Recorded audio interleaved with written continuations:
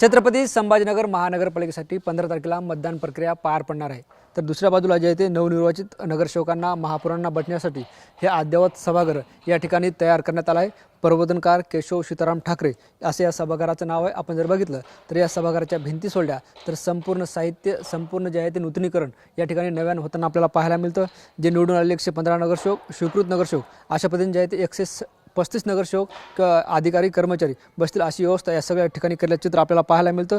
आणि जे आहे ते 16 जानेवारीला निकाल लागल्यानंतर याच सभागृहातून जे आहे ते शहराच्या विकासासंदर्भात किंवा इतर विषयासुद्धा महत्त्वपूर्ण चर्चा होणार आहे। आणि तत्पूर्वी जे आहे ते या नगरसेवकांसाठी महापौरांसाठी बसण्यासाठी हे सभागृह या ठिकाणी आपण पाहतोय 40 सोफा सेट या ठिकाणी लावण्यात येणार आहेत। त्याचबरोबर जे आहे ते 115 डिजिटल माईकसुद्धा या ठिकाणी कार्यान्वित करण्यात येणार आहेत। आणि विशेष बाब म्हणजे जे आहे ते या सगळ्या माईकचं कंट्रोल महापौराकडे असणार आहे। त्यामुळे जे आहे ते एखादा नगरसेवक काही जर विरुद्ध बोलत असेल किंवा ओरडाआपट करत असेल तर तो महापौर जे आहे ते त्यांचं माईक म्यूट करू शकतो। अशा पद्धतीची यंत्रणा या ठिकाणी लावण्यात आली आहे।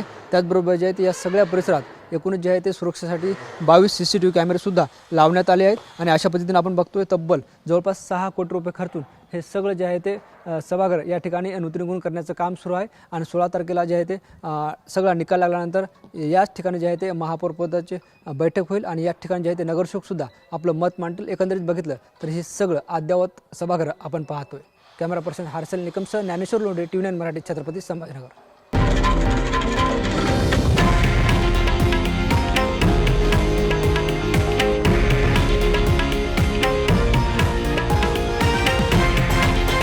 हे आहे देशातील नंबर 1 न्यूज नेटवर्क आणि आपण पाहत आहात TV9 मराठी, एकमेव।